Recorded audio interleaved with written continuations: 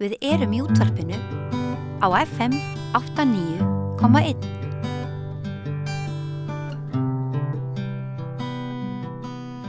Já, við hér á Samstöðinni höfum fjallað ýmis þjóðmál og lífeyrissjóðsmál eru þess eðlis, þau eru nokkuð flókin og marglaga. Þau eru þess eðlis að það kannski minna fjallað lífeyrissjóðsmál í fréttum og í umræðu hér á Íslandi heldur en efni standa til. Og ég hef fengið áskoranir og við á Samstöðinni það að bæta úr og niðurstaðan sú að ég ætla hér á næstu vikum að kynna fyrir ykkur þáttaröð lífeyrissjóði, þessi réttindi okkar frá ýmsum hliðum og vera með einn eða fleiri viðmælendur í hverjum þætti. Nú, það hefur verið sagt að lífeyrissjóðakerfið á Íslandi fari enginn að hugsa fyrir en fólk nær til dæmis mínum aldri. Ég stend á 60 núna og ef ég skil hlutina rétt þá gæti ég nú þegar hafið töku lífeyris. Við höfum kannski fylgst með því á æviskeiðinu hvað við eigum mikið inni og svo framvegis, en það eru alls konar flækjur í þessu og maður fer að fá áhuga á þessum flækjum þegar maður kominn yfir miðjan aldur eða á miðjan aldur eins og ég En vonandi fá ungir áhorfendur og hlustendur líka eitthvað fyrir sinn snúð í þeim þáttum sem framundan eru hjá okkur. Nú, þið kannski vitið það ekki, en hugmyndir lífeyri til handa eldri borgurum, þær má rekja allt til þjóðveldisaldar samkvæmt upplýsingum frá Tryggingastofnun. Í hreppum til forna var gert ráð fyrir stuðningi við þá sem ekki gátu framfleytt sér sjálfir. Íslenska lífeyrissjóðskerfið tekur til sín ansi mikla fjármuni, ansi há prósenta af laununum okkar fer í lífeyrissjóði. Í sumum tilfellum hreinan órétt að ræða, í sumum tilfellum fáum við ekki tilbaka. Við getum lent í því að bara steindrepast daginn sem við hættum að vinna og þá vorum við að greiða þarna inn í þennan sjóð marga áratugi, háar fjárhæðir, fáum ekki tilbaka. Þetta sumpart svona forræðishyggju, ég vil segja svolítið sósíalískt kerfi á sama tíma og mörg önnur sambærileg kerfi hafa riðað til og fallið. Og sumpart einhver sérstaða sem við erum með hér í þessu landi umfram önnur lönd. Við munum skoða það á næstu vikum. Annað sem hefur verið umdeilt, það braskvæðing lífeyrissjóðanna. Þetta eru orðnir svo svakalegir fjármunir. Ég held að þetta séu 8.500 milljarðar, eitthvað svoleiðis. Heildareignin. Þetta eiginlega hærri fjárhæð en maður kemur böndum á. Og var það ekki Sigurður Ingi sem sagði að það væri vandamál stundum að eiga pening á Íslandi og lífeyrissjóðirnir eru náttúrulega svo bólgnir að þeir hafa rosalega áhrif á alls konar aðra hluti, mikil áhrif á hlutabréfamarkað og allan fjandann annan og þannig að það hafi verið deilur fjárfestingar, hve mikið þeir eiga að fá að fjárfesta utan Íslands og svo framvegis. Stundum finnst manni að þessi grunnhugsun, þróunin hafi fært okkur ansi langt frá þessu öryggiskerfi sem þetta átt að vera. Lífeyrissjóðirnir eru ekki þöglir, samtök þeirra eru pólitískt afl sem skiptir sér af þjóðmálum, þingmálum. Núna nýverið gagnrýni á breytingar á endurhæfingar og örorkulífeyri sem ríkisstjórnin vill taki gildi í september og að greiðslur úr almannatryggingakerfinu verði þá tengdar við launavísitölu. Nú bara í dag segir Mogginn það mál að það geti valdið ríkinu ómældum skaða. Og Jón Ólafur Halldórsson, formaður stjórnar Landssamtaka lífeyrissjóða, sagði í ávarpi fyrir nokkrum dögum að ekki væri ljóst hvernig samspil breytinganna við greiðslur örorku lífeyrissjóða verði útfært. Við blasir að umræddar breytingar á almannatryggingalöggjöfinni munu auka verulega greiðslur úr almannatryggingakerfinu og við samir á sama tíma hækkun á örorku lífeyrisgreiðslum lífeyrissjóða mun það draga úr styrk sjóðana til að sinna því höfuðhlutverki sínu að greiða sjóðfélögum eftirlaun haft eftir Jóni Ólafi. En ein spurningin sem við munum spyrja ólíkar heimildir fyrir hverju eru þessi peningar, hver tilgangurinn með þessu kerfi. Það náttúrulega óhjákvæmilegt að nefna í þessu samhengi að í fjármálaáætlun ríkisstjórnarinnar gert ráð fyrir því að fella niður framlög ríkisins til að jafna stöðu lífeyrissjóða gagnvart örorkugreiðslum. Byrðarsjóðana eru mjög misþungir og hugmyndir að hætta að greiða þeim jöfnunarframlag eru misráðnar ranglátar og í raun fráleitar, segir Jón Ólafur þessi.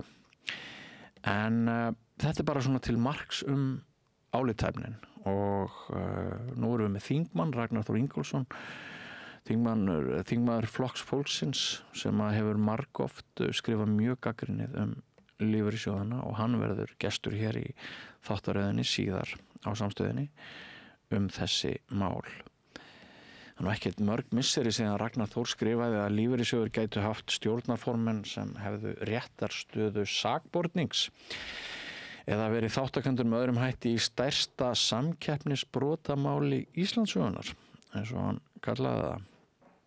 En alltaf sé laga óvissa, segir Ragnar Þór, þegar kemur að því að gera eitthvað fyrir fólkið og aldrei megi hafa samráð þegar á að taka samfélagslega mikilvægar ákvarðanir.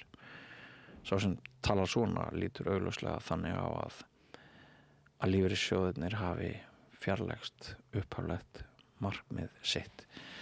Hann segir þegar verja þarf kerfið eða aðlaga þörfum fjármálakerfisins eða sérhagsmuna þá annar hljóð og nefnir að á heimasíðu Landssamtaka lífeyrissjóða segi að á meðal hlutverka samtakana sé meðal annars að gæta í hvívetna hagsmuna sjóðfélaga og hafa frumkvæði málefni sjóðana og lífeyrismál og stuðla að jákvæðri ímynd þeirra.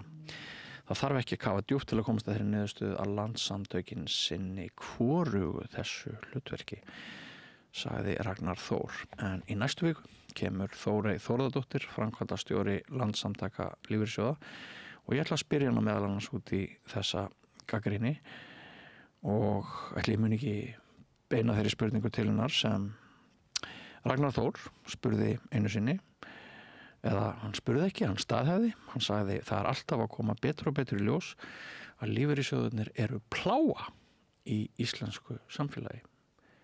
Guðskjöf eða plága.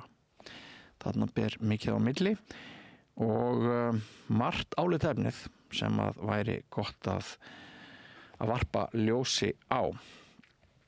Nú, ég var að skoða glærur Más Guðmundssonar sem einhvern tíma var seðlabankastjóri sem hefur tekið saman ritgerð þessi mál og í hans glærum og fyrirlestri kemur fram að skylduiðgjaldið það var jú 10% skeið og nokkuð lengi en núna komið í 15,5% og hefur orðið einhvers konar samræming á almennum og opinberum markaði.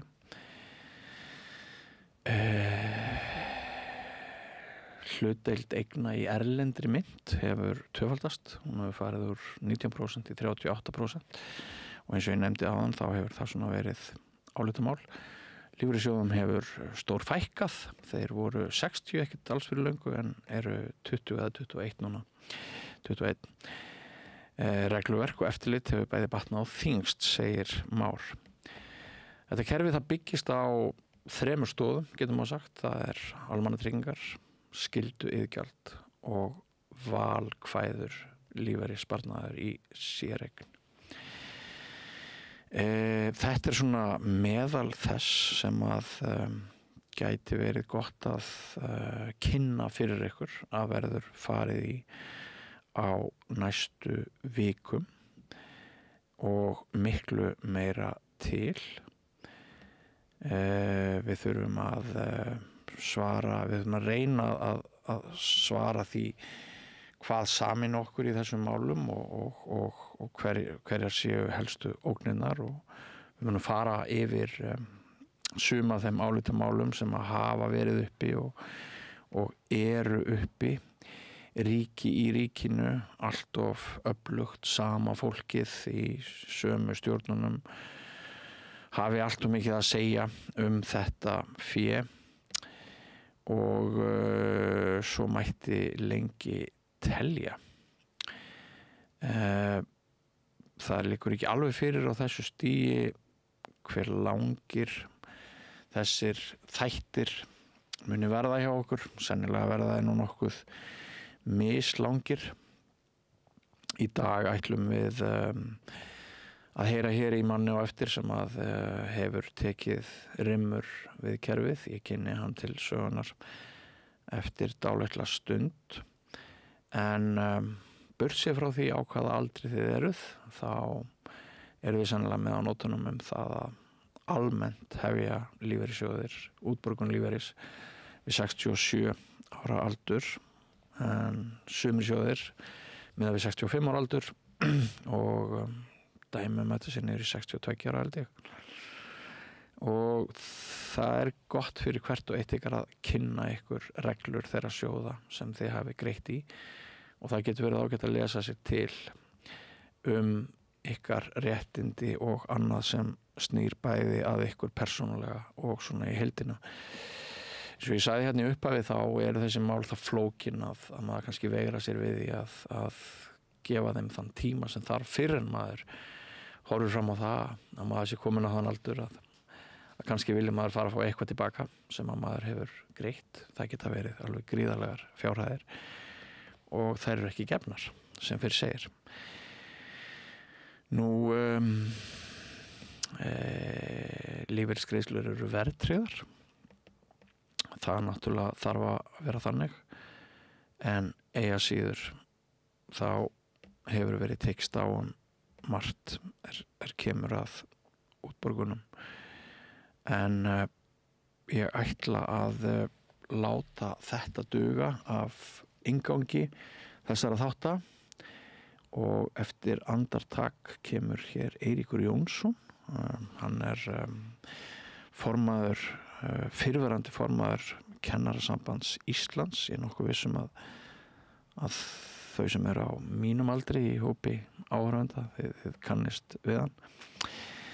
Hann ætlar að ræða rimmu við Friðrik Sófusson hér á eftir, og ég held að Ögmundur Jónasson komi við sögu og fleira. Eftir andartak Eiríkur Jónsson.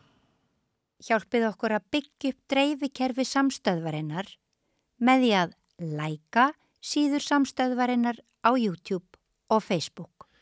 En hingað kominn fyrrnefndur Eiríkur Jónsson sem eitt sinn var hjá Kennarasambandinu. Þið kannist við hann. Vertu velkominn, Eiríkur. Já, takk fyrir. Þú ætlar að segja okkur frá rimmu liðins tíma, kannski einhverju sem við getum kallað ögur stund. Já, þegar ég hugsa lífeyrismálin, þá þekki ég náttúrulega best til lífeyriskerfisins og opinberum markaði. Já.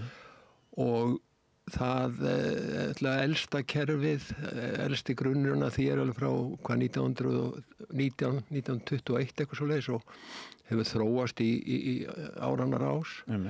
Og það var alltaf ákveðin barátta að verja þessi réttindi sem að sjóðfélögum voru tryggð. Já. Og ég kem inn í sem formaður Kennarasambandsins 1994. Já. Og þá tók einmitt við gríðarlega mikil barátta. Þáverandi fjármálaráðherra Friðrik Sófusson var með frumvarp í smíðum sem hefði í raun og veru kollvarpað algjörlega kerfinu. Er það svo? Já, það er þannig að réttindaskerðingi sem var boðuð, það var búið að kynna þetta frumvarp, ég held að það nú ekki verið lagt formlega fram. Réttindaskerðingi samkvæmt í frumvarpi var gríðarleg. Ég man það, ég reiknaði út frá sjálfum mér eða þeim sem voru svipaðri stöð og ég. ég var aðili að sjóðnum greiðandi inn í sjóðin í 39 ár og þegar ég hætti þá átti ég 68% rétt af mínum launum. Ef að frumvarpið hefði orðið að lögum að þá hefði ég átt 48, það er að segja skerðingu upp á 20%. Félögin sem sagt BSRB, Kennarasambandið og BHM, við lögðum í alveg gríðarlega baráttu gegn þessum hugmyndum. Það voru fundahöld all land og endurinn var sá að þetta frumvarp var ekki lagt fram og var þarandi ekki að lögum. Í framhaldinu þá fór á stað vinna þessara 3 samtaka og fulltrúa fjármálaráðherra þar sem var samið nýtt kerfi fyrir opinbera starfsmann, svo kallað A-deild. Það var gengið út frá því í byrjun og allan tíman að réttindin í nýja kerfinu yrðu sambærileg því gamla og fólk sem væri við störf, það hefði val það hvort að það væri áfram í gamla kerfinu eða færi yfir í nýja kerfið. Og sem sagt nýja kerfið gerði ráð fyrir því og það er þannig að inn í það eru greidd 15,5% af öllum launum og þannig var þetta áfram og ég held að ef að þetta hefði ekki verið gert, ef ekki tekist, þá er mjög líklegt að almenna kerfið hefði ekki náð jöfnuði upp á við. Við vorum alltaf á því að jafna réttindin upp á við og það var oft töluvert barátta milli okkar og Alþýðusambandsins þessi mál en þetta tókst sem sagt. Er þetta þá einhver svona harðasta rimma sem að þú manst eftir? Ég er allavega hvað stoltastur af þessu vegna þess að ég held að af því að þetta tókst þá fóru félögin á almenna markanum að leita upp á við og ég held að það með segja það að sem sagt viðbótarlífeyrissparnaðurinn sem kom heimildin til þess að borga 2% og fá 2% frá launagreiðanda.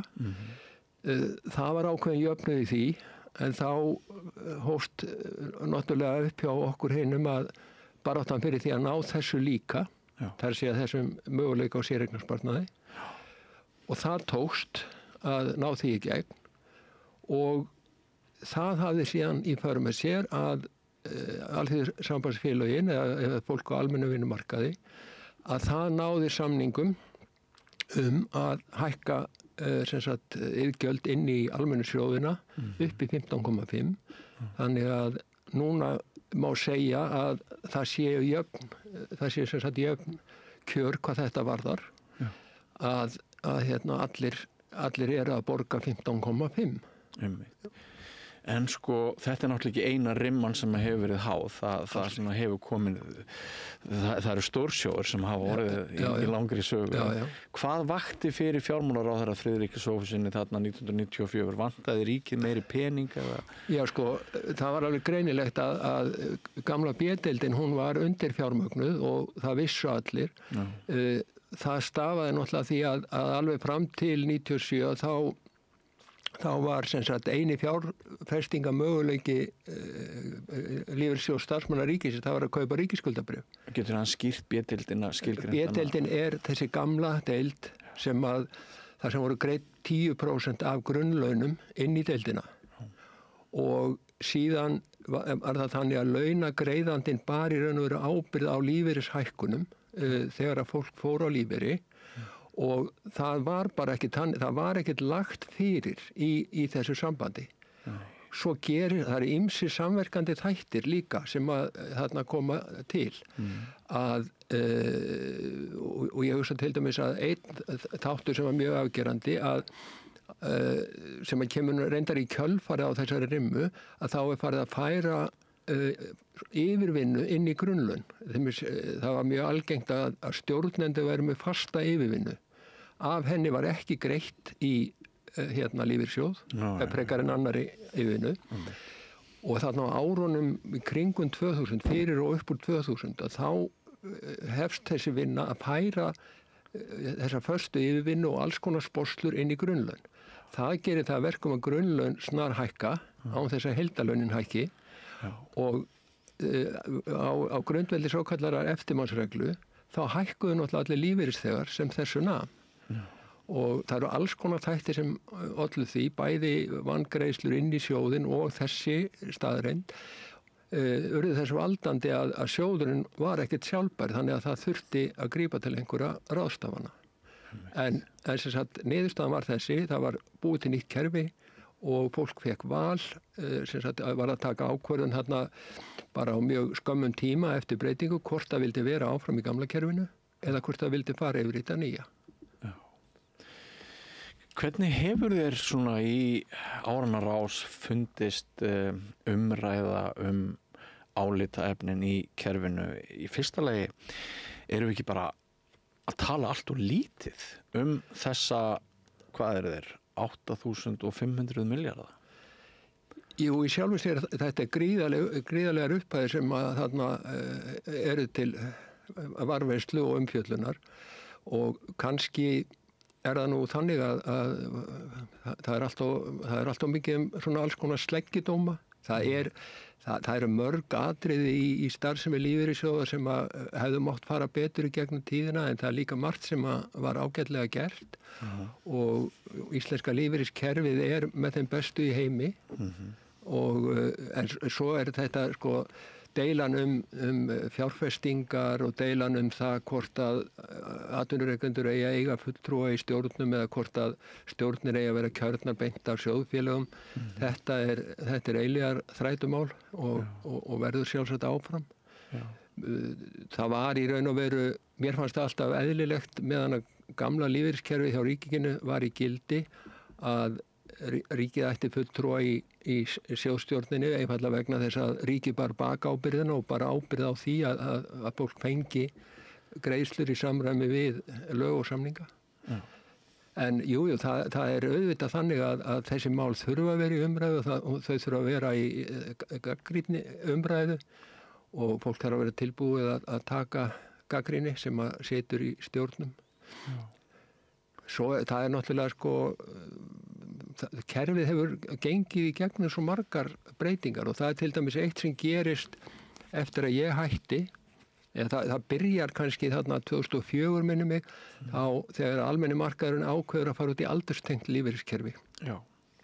Það var í raun gert alveg án þess að það var ekkert samráð á milli markað og það var ansi oft að mínu viti að Alþýðusambandið tók einhver skref og ætlaði svo til þess að við kemum á eftir. Þegar að tekin ákvörðun þetta aldurstengda kerfi sem er grundvallar bara bylting á jafnri ávinnslu og er sem sagt sett fram á sínu tíma til að reyna að tryggja það að sjóðirni verði svona sjálfbærari en þannig að opinberir starfsmenn voru í raun og veru þvingaðir inn í það kerfi og það gerist ekki fyrir einhvað held í 2017, það er eftir að ég er hættur að skipta mér að þessu að þá er sem sagt ákveðið að gera þetta líka á opinbera markanum og það var hellingsrimma innan samtakana en það sem er þó staðreind í þessum málum að það er nánast útilokað að reka aldurstengt kerfi og jafnávinnslu kerfi hlið við hlið. Og vegna þess að í þessu aldurstengda kerfi þá er þetta ávinnaði mun meiri réttindin inn fyrir helming starfsævinar á meðan að síðari helmingurinn skapar miklu minna. Rökin, eðlileg rök, það sem þú borgar inn tvítugur, það varðveitist miklu lengur og ávaxtast miklu lengur heldur en það sem þú borgar inn 60. Ef að þessi kerfi hefðu verið rekin hlið við hlið þá hefði verið hægt að spila á það er að segja að ráða sig í vinnu þar sem að aldurstengt kerfi væri í gangi fyrir hluta starfsævinnar og færa sig svo yfir í jafnvinnslu kerfi seinni hluta og þetta var innan okkar raða í kennarasambandinu það sem að til dæmis sveitafélagasjóður þar sem leikskólakennarar borgin í með aldurstengt kerfi grunnskólinn var með jafnávinnslu kerfi þannig að kennari hefði geta tekið fyrirhluta starfsævinnar í leikskólanum og ávinnur sér þessi hærri réttindi og farið svo yfir í grunnskólan og farið inn á jafnvinnsluna. Þannig að þessi kerfi, alveg sama hvaða skoðum menn hafa á þessu, að þá hefðu þessi kerfi tvö aldrei geta fungera saman.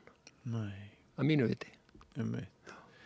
En þegar þú varst í þessum bransa, þú hefur væntanlega verið í samnorrænu starfi og kannski evrópsku, ég þekki það ekki. Hvernig, þú segir að Íslendingar búi veitt besta lífskerfi í heiminum. Eru við ekki líka bara að borga meira? Jú, sko, sjálfsagt allt byggist þetta á tvennu. Það er að segja, þetta byggist á innborgunum og ávöxtun. Ég hef ekki alveg stöðun á þess í dag en meðan ég var í þessu þá var alltaf litið til hollenska kerfisins sem svona flaggskip eða mjög gott og við vorum þar skammt á eftir. Hvernig var það, manstu það?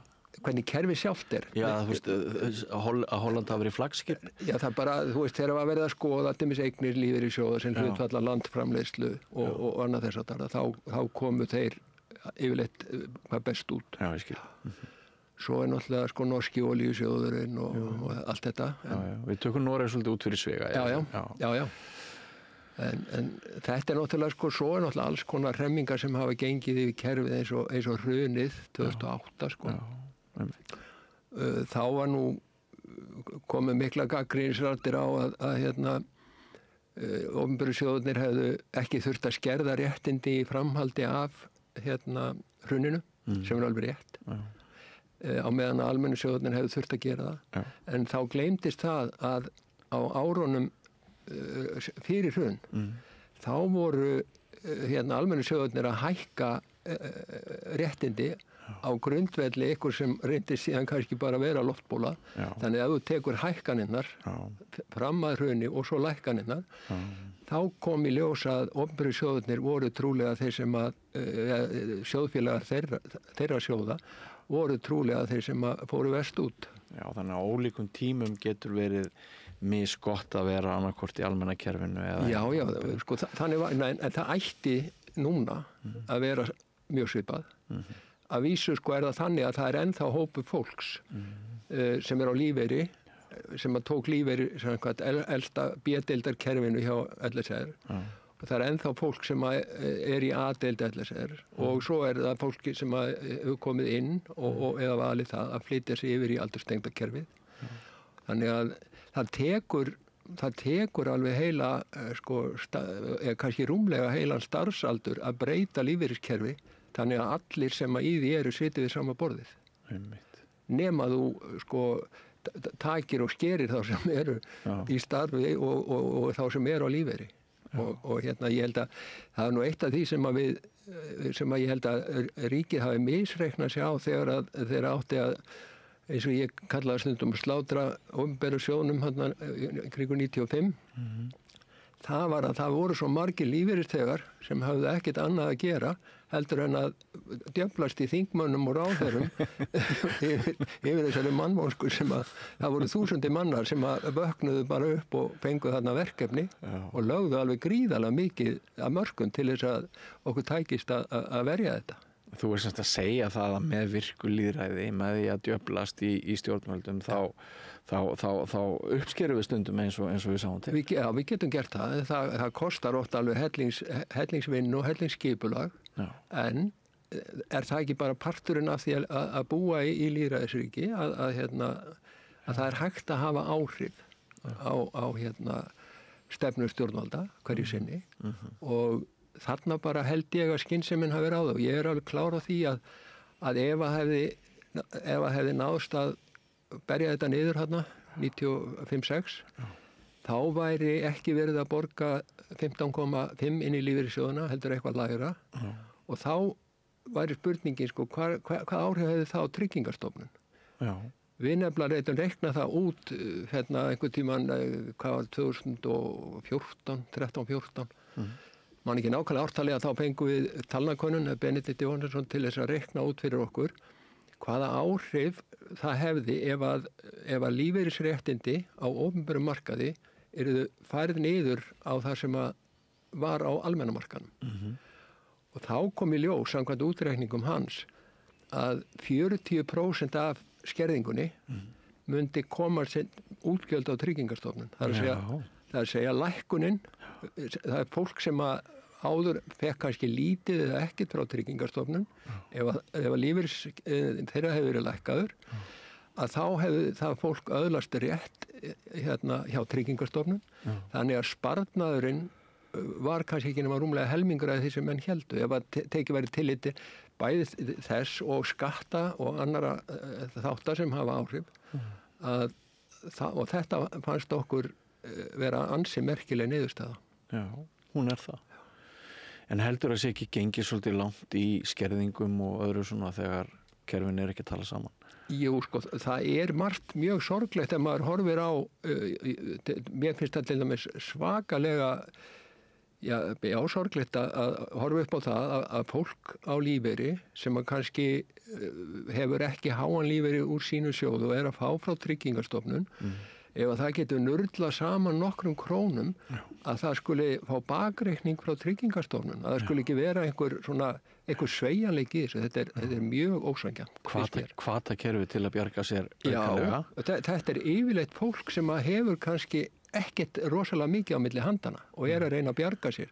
Þetta er sko fólk sem er með góðan lífeyri, það er ekki að fá neitt frá Tryggingastofnun og það fólk getur, ef það hefur alla sína greiðslu frá lífeyrissjóði, þá getur það bætt við sig eins og það vill.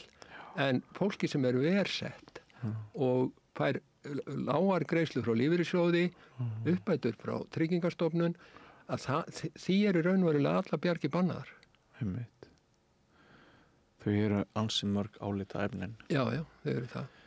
Ég er eiginlega bara svolítið hissaður líka að þetta kerfi hafi lifað, sko, af því að hérna við, til dæmis með nýfrjálshyggjunni, þá var svo margt sem vék og allt átti að vera sniðið að þörfum frelsis einstaklingana og svona miðstýrðar ákvarðanir, það er væga sagt, hættu að vera í tísku og það var mjög margt sem að vék í rauninni á því skeiði og manni finnst ekkert alveg sjálfgefið að þetta kerfi hafi haldið. Nei, það er alveg rétt, sko. Og það er náttúrulega nýfrjálshyggjan, það var það sem að réði þessari tilraun hérna miðjan 10. áratuginn. Það var thatcherismin og það var Nýja Sjáland og alls konar furðuverk sem að spruttu upp. Svo er náttúrulega eitt sem að fólk þarf að hugsa aðeins. Það er þessi séreignarsparnaður. Ef þú getur valið að taka hluta af samtryggingunni og færa yfir í séreign, margir eru hrifnir af því, sko, að hugsa alltaf, sko, þetta erfist, eða þú veist, ég ræð þá hvernig ég nota þetta.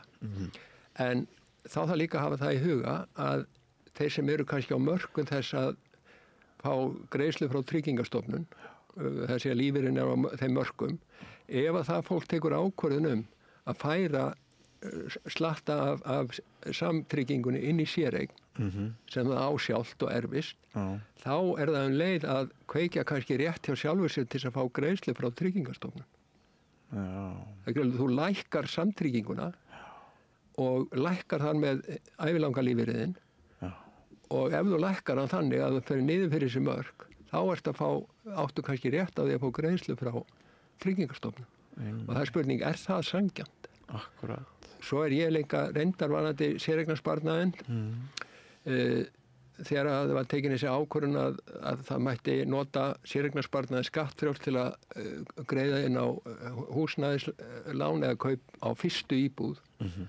Mér er svolítið misrétt eða misræmi í hvað með fólki sem var nýbúið að skipta íbúð, var nýbúið að kaupa aðra íbúð.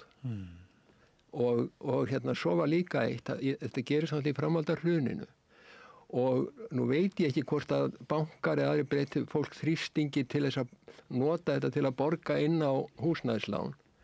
En ef þú tekur séreignarsparnaðinn og færir hann og borgar inn á húsnæðislán, þá getur tvennt gerst. Annars vegar sem er þá jákvætt að þú bjargar þinni eign og þú þróa hana og allt í lagi og þá áttu bara húsnæði sem lífeyrir þegar þar að kemur. En svo er það hinir sem að gerðu þetta en lifðu ekki af, fóru á hausinn. Þá er þessi lífeyrir tapaður en á meðan hann er inn í séreigninni þá er hann ekki, sko, þá er ekki hægt að ganga að honum við gjaldþrot. Þannig að ef einhver hefur verið plataður til þess að nota séreignarsparnaði sinn til þess að borga inn á húsnæðislán í því tilfelli hann hafi í raun og veru ekki átt möguleika á að bjarga sér, þá var það í raun og veru nánast bara rán á lífeyri að mínu viti. Þannig það svo margt í sem það þarf að skoða. En ætli það hafi ekki einhvern tímann orðið umræðan það að ef lífeyrisþegi fellur frá í þann mund sem hann á rétt á töku lífeyris að þá allir þeir peningar sem hann hefur greitt í sjóðinn þeir eigi frekar heima hjá fjölskyldu hans heldur en hjá almenningi. Þekkirðu það? Já, sko, þá náttúrulega makalífeyririnn kemur þarna inn og barnalífeyrir, það fyrir eftir í hvernig sú staða er. Já. En já, þetta samtrygging, þetta tryggingarsjóður, þetta sko, við getum þá kannski alveg sagt sko að ég búin að brunatryggja húsið mitt alveg frá því að ég eignaðist mína fyrstu eign. Það hefur aldrei kviknað í 7, 9, 13. Ef það gerist ekki, ætti ég þá að eiga, sko, ætti þá fjölskyldan að eiga peningana því ég þurfti aldrei að nota þá, sko. Þannig, þetta auðvitað bara spurningin sko, þessa samtryggingarhugsun og enga. Ég frekar á samtryggingar línunni og finnst hún skynsöm. Mér finnst það enda séreignakerfið líka gott en það þarf að hugsa svona svolítið sko, hvort að það á að vera þannig að þú getur alltaf tekið út úr því bara og sett inn í húsnæðislánin sko. Þannig að þetta bara eitthvað sem fólk þarf að ræða og fólk hefur, þetta náttúrulega bara sama eins og að fólk velur að fara inn í eða styðja flokka sem að byggja á félagshyggju og eða enga. Þannig að þetta er bara nákvæmlega sama sjónarmið sem þarna ræður. Þó held ég að það séu sko, margir á hægrivæng stjórnmálunum sem eru hlynntir því að vera með þessa samtryggingu. Sko. Þetta er ekkert algilt. Nei. Það er annað sem að sko, maður hefur svona sett spurningamerki við, það er svona hvað er langt frá manni sem greiðanda til ákvarðana með fjárfestingar og fleira. Ég sagði fyrir í þættinum að Sigurður Ingi myndi ykkur á það fyrir nokkrum árum að það væri flókið og erfitt að eiga peninga. Og þetta er svo sem verið lúxusvandamál lífeyrissjóðanna eftir því sem eignir þeirra hafa aukist og þær eru náttúrulega alveg svakalegar. Við höfum stundum hefum að skrifa fréttir það að þeir hafi tapað 300 milljörðum lífeyrissjóðarnir bara í seinni tíð eða grætt 300 og þetta er svo brjálaðislega stærðir sko. Já, þetta er náttúrulega gríðarlega fjármunir sem að þarna og lífeyriskerfið sko, það var oft notuð samlíkingin sko að lífeyriskerfið á Íslandi meðan að erlendar fjárfestingar voru kannski heimildirnar voru lægri heldur en það eru sko, þá væri lífeyrissjóðarnir svolítið svona eins og rostungur í baðkari. Það væri dálítið og stórir fyrir umhverfið. En jú, sveiflurnar geta náttúrulega verið gríðarlega miklar og þegar að vera að tala afkomu lífeyrissjóða þá það er svolítið merkilegt að þú miðar við stöðuna eins og hún er 31. desember ár hvert. Og þá er skoða hvernig standa hlutabréf, hvernig stendur þetta allt saman. Það verður niðurstaða ársreikninga. 15. janúar er kannski allt önnur staða. Og þessi umræða sem varð á sínu tíma eftir hrunið, að þá var mikið rætt það að hvað lífeyrissjóðirnir hefur tapað miklu.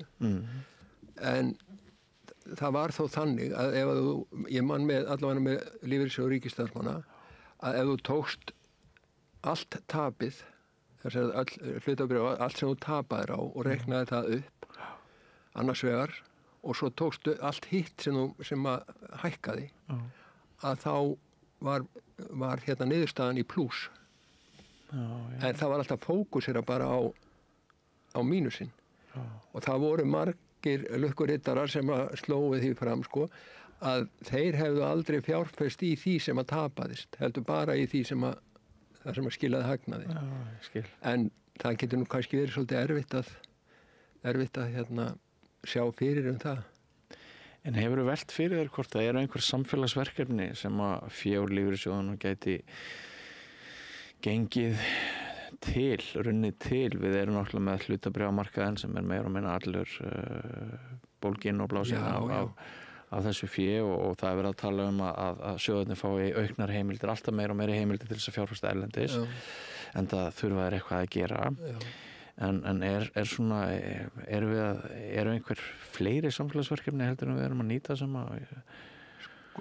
Sjóðirnir náttúrulega geta verið að kaupa skuldabréfa af hinum og þessum toga sem að nýtast í samfélagsleg verkefni eins og ég man ekki betur heldur en að þegar það var verið að byggja upp inn í Mörkinni hafi til dæmis lífeyrissjóður ríkisstarfsmanna fjárfest í því en þá kemur sumir hafa viljað að sjóðirnir fari bara beint inn í fara beint inn í að byggja elliheimili eða hjúkrunarheimili eða annað þess þar. Já. Ég er svolítið efins að það sé hið rétta. Já, hvers vegna ekki? Já, af því að ef að sjóðurnir samkvæmt lögum þeir eiga ávaxta fé sitt á sem bestan hátt og þá er valla færi þeir að fjárfesta í hjúkrunarheimili með það markmiði að hámarka arðsinn af því Þannig að það er svona, ég veit það ekki, ég myndi frekar telja að kaupa á skuldabréfum með öðru slíkum hjá fyrirtækjum sem að væru í þessu. Þá er bara ávöxtunin klár, hvernig hún á að vera. Ég held að gæti skapað ákveðna hagsmunaárekstra.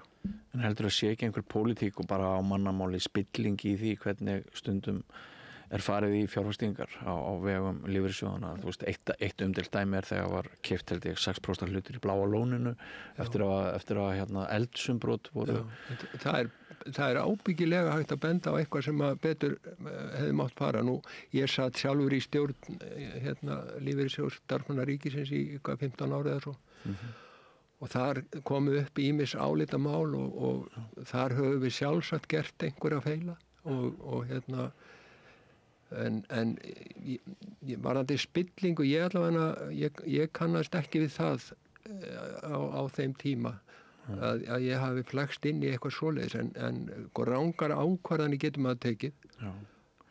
En ef það er talað um spillingu á þessum geira, þá finnst mér það vera að þú tekur ákvörðun að kaupa í einhverju sem þú hefur enga trú á og það er munurinn að taka ranga ákvörðun miðað við þær upplýsingar sem maður hefur eða að taka rangar ákvarðanir vitandi það að þær munu ekki ganga upp. Ég skil þau, en gæti ekki líka verið að það sé hafi verið meiri varúðarregla í sjóði opinberra starfsmanna heldur en sumum öðrum?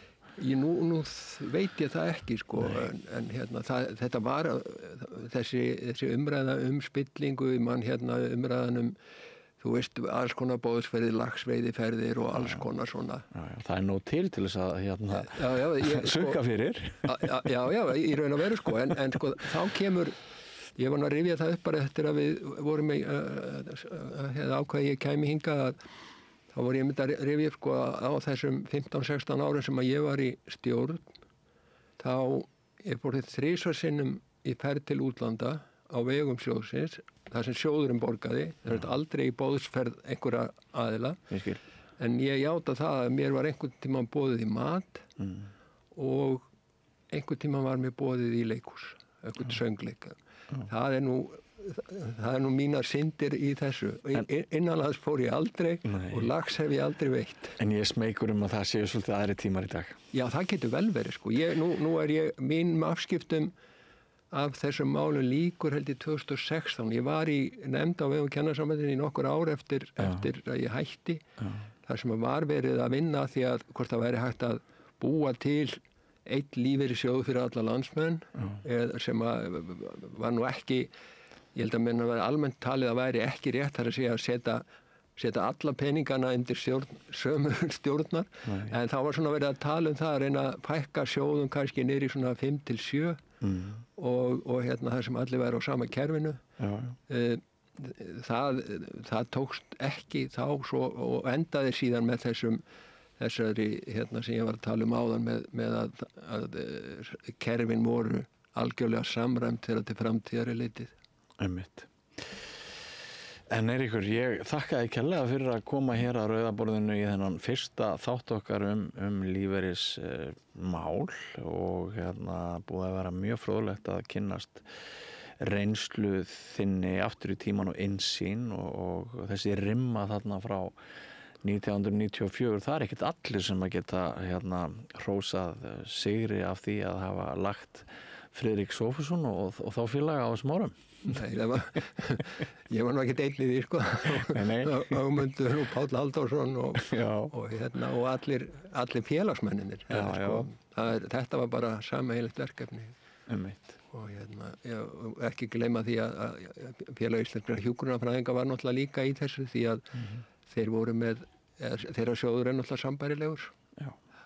Þannig að þetta var bara, ég allavega, mér finnst alltaf hlýja mér að rifja þetta upp. Akkurat. Kæra þakki fyrir komuna. Já, takk fyrir.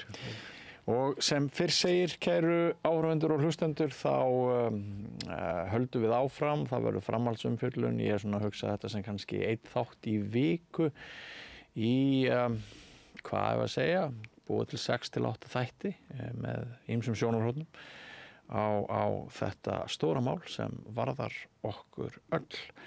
En takk fyrir að horfa og hlusta í bili. Við förum í næsta kafla hér á Samstöðinni eftir andartak.